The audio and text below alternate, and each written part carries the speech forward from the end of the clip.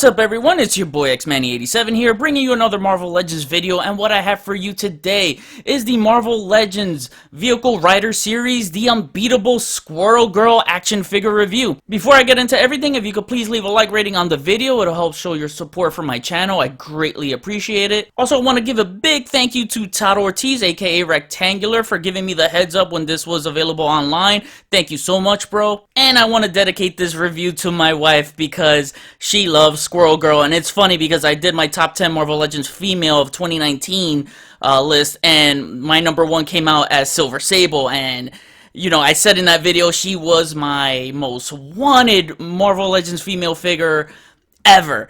And for my wife, funny, this year she gets hers, and it is Squirrel Girl. She's always wanted a Squirrel Girl Marvel Legends action figure. This is going to be an enjoyable review for her. Therefore, I gotta make this a good one. Now, with that said, let's get into Squirrel Girl. Here we have Squirrel Girl, one of the most powerful Marvel characters of all time. Yes, you heard that right. Created by writer Will Murray and artist Steve Ditko, originally a mutant, Doreen Green, aka Squirrel Girl, first debuted in Marvel Superheroes Volume 2, number 8, Winter Special in 1991. By plotting an attack on Iron Man, who she is a big fan of, teams up with him afterwards to defeat Marvel's biggest and baddest villain, Doctor Doom, getting jumped by a bunch of squirrels. This is only one of her many biggest victories. After disappearing for almost a decade, the character comes back bigger than ever, defeating opponents such as Wolverine in a one-on-one, no-claws, hand-to-hand combat, Deadpool, MODOK, Thanos, which was witnessed by Uatu the Watcher, and Galactus. Though not defeating Galactus physically, even though she's threatened to beat the shit out of him when they first met, she persuaded him to not devour Earth. This comes with one of her many gifted abilities, as she's super intelligent. Originally a mutant, she's gifted with other powers such as heightened senses and agility, which she calls Squirrel Agility, retractable claws and knuckle spikes, buck teeth that can chew through wood, prehensile bushy tail that's about 4 feet in length, night vision as her eyes glow red in low light situations, superhuman strength, and most notably she can communicate and understand squirrels but not telepathically. Her first notable squirrel companion was named the Monkey Joe, who lived from 1992 to 2005 and was honored by the Great Lake Avengers team she was a part of, and the memorial scripted, "He loved nuts, he will be missed," to then his successor, which is Tippy Toe, a female squirrel that she donned a pink bow on to be her new sidekick and may just be smarter than Monkey Joe, as she assisted Doreen in defeating MODOK and Thanos. Prior to these squirrels, she also had Mr. Freckles, Slippy Pete, and Nutso, who were killed by the villain Maelstrom.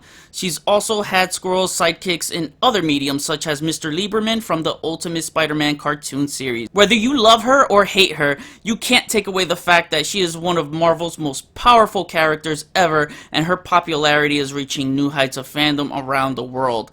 Squirrel Girl and her squirrel army is here to stay to kick everyone's nuts. So now let's take a closer look at Squirrel Girl's accessories, and her main accessory is, well, the scooter, which really should be the squirrels, but the squirrels fit in the basket, so basically that is the main highlight of this scooter, and I'll cover that later. But yeah, taking a look at this, it's basically the same as the Deadpool scooter, you know, just in a mint green type of color.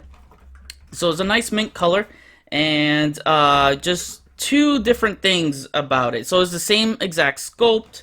The only difference is this is fully sculpted without a pegs, because this like went up Dogpool's ass. So you know, you don't get that peg right here. And instead of this Deadpool logo in the front right here is replaced by this basket, which fits her squirrels, and we'll take a closer look at her squirrels later. She also comes with this little honking horn accessory, which did come with this Deadpool scooter, but I lost it. I don't know where it is, but whatever. It is optional, so you can remove it if you like. Taking a closer look at the back tire here, you can tell it's a rubber material. As you see, this has been wheeled around my dial a lot. And you got the kickstand there, so you can fold back, you know, and have it balanced. You got the long exhaust pipes painted in black right here, more with that mint green color, really nice. Got white right here, and you got the light, rear light, you got more of that. You still get the peg holes here at the feet, where they plug into, so that's important. You got the gauge right there. The side mirrors you have to pop in, just like the horn accessory that you gotta pop in, and that's actually pretty sloppy. You gotta Sharpie that in right there. You can turn it by the handles, and you can see the wheel turn in whatever direction you face it. And you got the basket right here that is sculpted very nicely. I gotta say, it feels good. It feels like a basket. And here is the inside of it. All right, and now let's take a closer look at the squirrels. So here are the squirrel sidekicks, and you can tell right off the bat that the middle one is Tippy Toe because, you know, the pink bow. And she's had many names for her squirrel, so I'm just gonna go ahead and name the other two. I don't know. I'll name this one Monkey Joe and this one Mr. Lieberman because, you know, she gives them names, so why not? Those were her legit squirrels, so you can name these other two whatever you want. So, but let's take a closer look at Tippy Toe here. Alright, so this thing is effing cute, man. I really like the sculpt to this. I really like how the tail is sculpted here. The pink bow. This is a really nice pink bow tie. I got a little paint smudge right there. Not too bad, but yeah. It looks freaking cute. This overall just captures the posture of a squirrel, so they did a really good job. And you got the little, you know, squirrel feet, little squirrel paws right there. And if you look closely, man, they even sculpted in some claws there. I mean, it's for something this tiny, you know, they pulled off a great sculpt here. Next one up is little Monkey Joe right here eating his nut, and this looks really cool. Again, this is really nice. Nice sculpting here. Love the facial expression. Like he's really into that nut, man. You got the feet right there, sculpted nicely again. And I thought this was like retooled because looking at them from the side, it looks like they're the same, but it's not because it's just like one seamless mold. And yeah, there's nothing that separates this part because you can tell the upper body's different. But yeah. Yeah, it's newly sculpted, so... Oh, but the tail looks the same. I don't know. Whatever it is, it's cool to get a different kind of squirrel instead of like a rehash or something like that. Next one up, we got a little Mr. Lieberman right here, and you know, he's in a kind of like agile squirrel type of pose, so he's ready to like run and hopefully not get hit by a car. And yeah, he's got his little, you know, little butt. He's got a number 2 in there. Oh, I guess that's a warning, huh? But yeah, you got the, you know, the feet right there. And at first, I really thought it was a retool of the squirrel pool, but it's not. It's actually a new sculpt. Again, I'm impressed. I thought they were gonna do, you know, just a retool of this, you know, but totally different because Squirrel Pool has a bushier tail too, as you can see, you know, swinging this way and this one swinging the other way. So this one doesn't have a peg in the middle here to, you know, hang on to anything or, you know, plug into Doreen. It's just as is. So it's really cool. You know, you could just have a random squirrel anywhere in your collection. Wish the head was articulated though. That's one thing that was cool with the Squirrel Pool, is that the head was articulated. And the way I like to fit the squirrels in the basket, I'll just put Mr. Lieberman here to the side, enjoying his nut. I will put Mr. Lieberman right here in the middle, and then I will put Tippy Toe right here. That's adorable. That is super cute. My wife absolutely loved this, so I had to hold off on the review for a bit because she was hogging this figure for a long time. This is super dope, and on the back of the packaging, it has some cutouts, and it has this chitty chuck chick type of bubble speech. So my wife decided to cut that out for me, and you know, do my little ACBA thing, put some wax on the back, and you know, get ready to take some photos. So yeah, look out for that. But yeah, I dig it, and I'm tempted to army build some of these squirrels. Man, what's wrong with me? Is there anyone out there other than me that is thinking of army building these squirrels? I can't be the only one, am I? If I am, then I'm a collector on another sad level. Now to take a closer look at Squirrel Girl, I really like the face sculpt here. Came out really nice, and she's got her plushy cheeks, which I think is really cute. The makeup on the eyes, you know, that's real cool. She's got some bushy eyebrows, so I mean, I think they captured the character really well here. Although her buck teeth, they're not present. I know she's supposed to have some buck teeth, but you know, she's just got a cute little smile on, and she's got her headband right here with the squirrel ears. The hair is nicely sculpted. That is some beautifully sculpted hair there. So I'm really impressed with that, although not surprised because Hasbro's been nailing the hair sculpts on all the females lately. And what's really cool is she's got her acorn earrings. That is so cool. I thought that was really, really, just a really nice touch to make this character come to life. And overall, man, it's just really, really nice. Now, looking at the rest of the figure, I'm very pleased we get some newly sculpted parts. I know it's a gripe for many collectors on female figures that they feel, is basically redundant. It's the same thing over and over again. But, here and there we'll always get something cool with female figures, and this is one of them. She gets, newly sculpted pieces. So to go over the first one, we get some we get this new jacket here with some fur-like sculpting. So that is really cool. I like the jacket. It's got this dark brownish grayish type of color. So yeah, all around it's really nice, and sculpt there, and some wrinkles. One of the things I'm very happy with is the arms. They have some of the best elbow range on a female figure, so you get more than 90 degrees there, so that makes me very happy. I think these hands are new. Well, maybe this one is. This one I think I've seen before. I'm not sure. They look a little short, like on the short stubby side, but they could be new. I could be wrong. You also get a new torso here, so you can see the fur right here on her costume. Get a nice brown color. And I say it's new because, I don't think the upper piece is just new. I think this base piece on the lower torso is new as well, because you got the tail right here that is molded into this thing, or actually it's just a separate piece. But yeah, taking a look at the tail, I know some people want to see this. It's made up of two parts, so nothing's articulated, so that's the bummer right here. Nothing's articulated, so it's kind of like just molded in there, glued on there. So you can't move it side to side, but it's sculpted very nicely. And as you can see, this is where I say it's made up of two parts, because you get this gap right here.